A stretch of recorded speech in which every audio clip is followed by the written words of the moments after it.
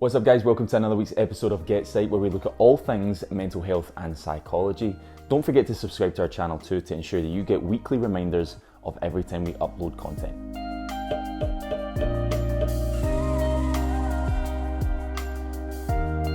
And today we're going to be taking a look at how to have more self-awareness. We're going to be taking a look at what self-awareness is and my top 7 steps on getting more self-awareness. And make sure to watch this video right to the end, guys, because you want to make sure to get all 7 tips on how to increase your self-awareness, because there's some really good points in this one. So let's get into the video on how to improve our self-awareness. And before we look at that topic, we need to ask the question, what exactly is self-awareness? Often on GetPsyched, we talk a lot about a better understanding of the problem that we face is one of the biggest solutions to our difficulties. So before we ask the question, how do we increase our self-awareness, we need to know exactly what it is.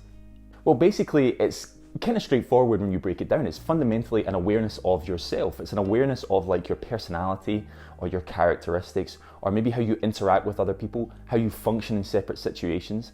But I also think there's something here about an ability to look at yourself objectively. We're all very good at looking at ourselves internally, subjectively, looking at the things that make us tick, but how do others see us? How are we viewed objectively? And can we do that ourselves? That's one of the big things, that's one of the steps actually that we're going to be taking a look at in a little bit. But an ability to see ourselves objectively is fundamentally what self-awareness is all about. Self-awareness can be pretty abstract, it can be clunky, it can be complex, and I'm not denying that, and it's part of the challenge of trying to understand what self-awareness is or depict what self-awareness is the fact that it is so complex, and often it's very subjective. But it's also really difficult to know why some people have more self-awareness than others. And this is where the self-awareness theory comes in from Duval in 1972, I feel, that says that you are not necessarily your thoughts, you're an observer to your thoughts. And often what we can do is that we can have those kind of external thoughts, but we spend little time looking introspectively in this theory, as Duval argues. We do little of the kind of inner looking, and that's kind of what self-esteem is about as well. It's easier than you think to mix up self-esteem and self-awareness. Apologies, every time I say self-esteem in this video, I mean self-awareness. As I'm editing this, I'm realizing what I'm doing. I don't mean self-esteem, I mean self-awareness. I'm in the middle of making the self-esteem masterclass for the GetPsyched website. That's probably why it's on my mind so much right now. So when I say self-esteem, I mean self-awareness. We can go about our day as we please without looking at that inner self, and actually evaluating that internal thought or looking at that inner self is what Duval in 1972 called self-evaluation. Now, comparing it against our standards of correctness is what Duval stated was our ability to look internally and look at our actions, our thoughts, our behaviours. It's that ability to look internally deeper and ask the question, why are we doing what we're doing? What is it that's motivating us to act like this or behave like this? It's that process of self-awareness that really the self-awareness theory that Duval in 1972 argued was what self-awareness was all about. Basically, it's more than just that kind of surface level everyday thought process. It's looking internally and asking those critical questions of why are we doing what we're doing? Anyway, enough of the psychological theory, which I can get lost in sometimes. How can you increase your self-awareness? Well, I think the first point, something that we covered a little bit earlier, is being able to look at yourself objectively. Now, we spend so much of our times looking subjectively, and I know that the self-awareness theory from Duval talks a little bit about looking in subjectively or looking at that inner thought process. But that doesn't just mean, looking at yourself and your own thoughts. That's about how do others view us, or how do the objective world view us? How might that objective world view us? There's a really powerful thing about being able to step outside the box. Look at yourself objectively, ask the critical questions. Why am I doing what I'm doing? Why am I thinking what I'm thinking? How am I behaving like this? What is motivating me to do this? Looking at yourself objectively can really help answer that question of how you can develop your self-awareness. For example, the next time that you're at a party, maybe you're meeting new people, or maybe you're people that you know well, or you're at some kind of social event, when you're in a conversation or when you're just hanging out with some friends or people that you know, think a bit about this objective viewpoint. Think about almost stepping outside of yourself and viewing yourself, viewing your social interactions. Now, this is not to kind of be hypercritical of yourself, but it is a process of being able to show a level of self-awareness of what is motivating you to do what you're doing, what's going on behind the scenes that's helping you act the way that you're acting. Looking at yourself objectively is a really powerful tool in being able to increase your self-awareness.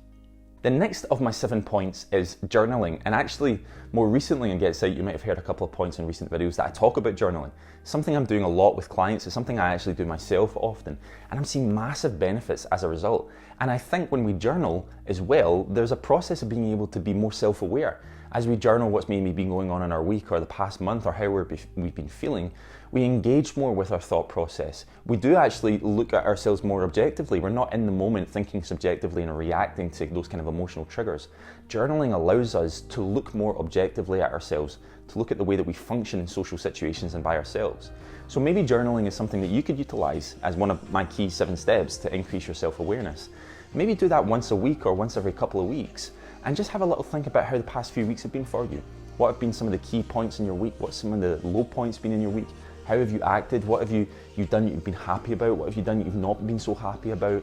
What's motivated you to act the way that you've been acting, as we talked about looking objectively? I think journaling can be a really, really powerful tool. Okay, my next key point is to structure your goals. Now, this might sound a little bit different to developing self-awareness, but I do think that one of the key aspects to self-awareness is purpose and moving towards a certain level of goals or something that some objectives that you maybe have.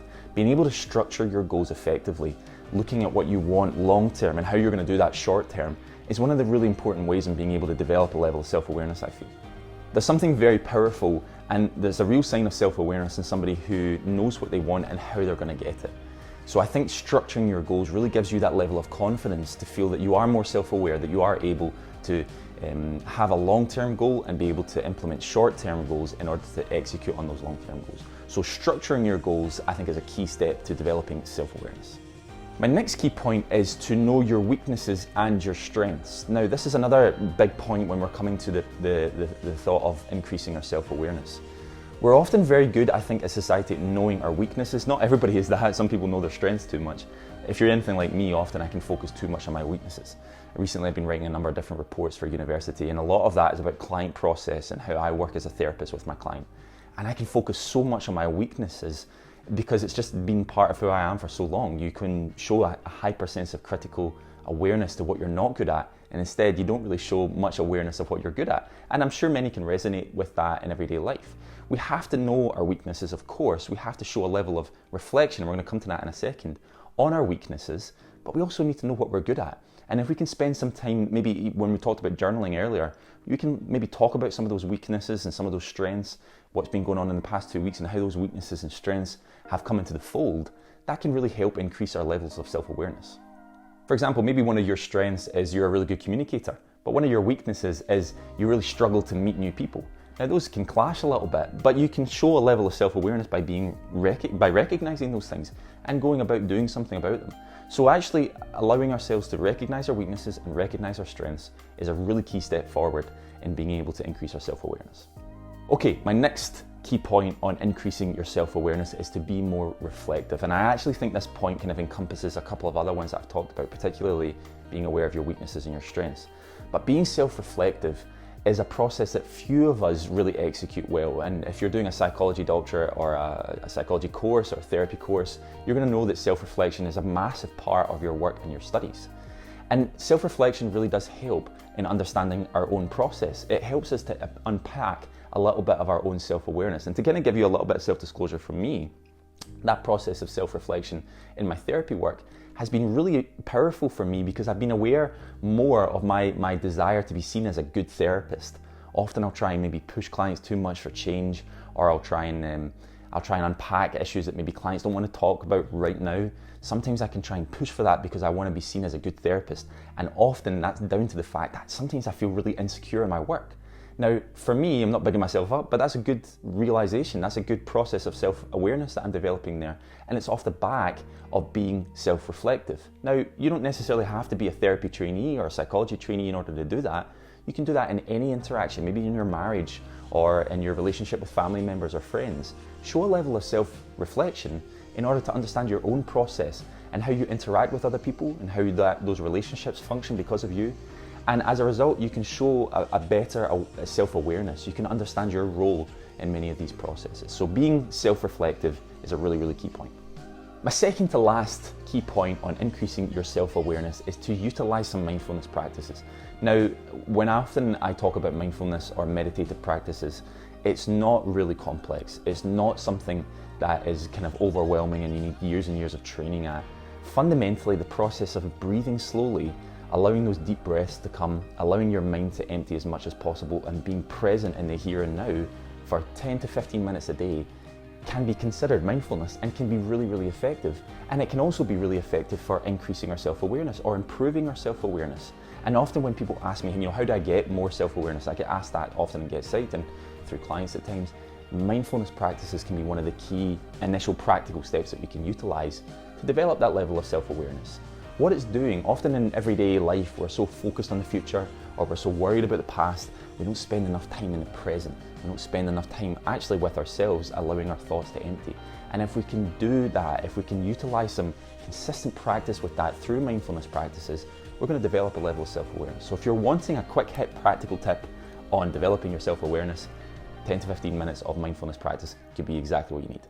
Okay, my last point is to be open to critical feedback and to ask for it. And I wanted to end with this one because I think we all find this challenging. By no means am I saying going around and asking your family and your friends to tell you what's terrible about yourself and being okay with that. But what I am saying is being open to the feedback of other people. Often we can be very sensitive to criticism. Listen, I know that firsthand as well, of course. And often that sensitivity to criticism can mean that we ignore some of that feedback. Often, if you've been in a kind of, again, I'm using the analogy of a social situation, but if maybe you've been interacting with other people and maybe your partner said, listen, you shouldn't be doing that. Like, why are you acting that way? Or why did you say that? Sometimes we can take that to heart. We can be kind of sensitive to that.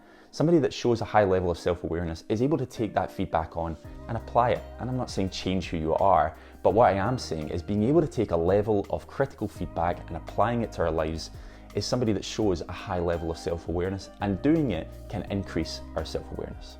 Okay guys, thank you so much for watching this week's episode of GetPsyched. Today we've been looking at my 7 steps on increasing self-awareness, and we've been looking at how can you increase your self-awareness. Listen, I know self-awareness is abstract, I know it's complex. I hope a little bit of what we looked at with the self-awareness theory in Deval in 1972 was helpful to some degree, and I hope my key points were helpful in considering how you might be able to develop your self-awareness. If you've got some questions, make sure to comment and I'll get back to you. You can like the video and you can share it. And if you've been enjoying GetPsyched as a whole, guys, then make sure to hit that subscribe button, and you can hit that little bell next to the subscribe button anytime we upload to get reminders. Thanks again so much for watching, guys, and hopefully catch you next week.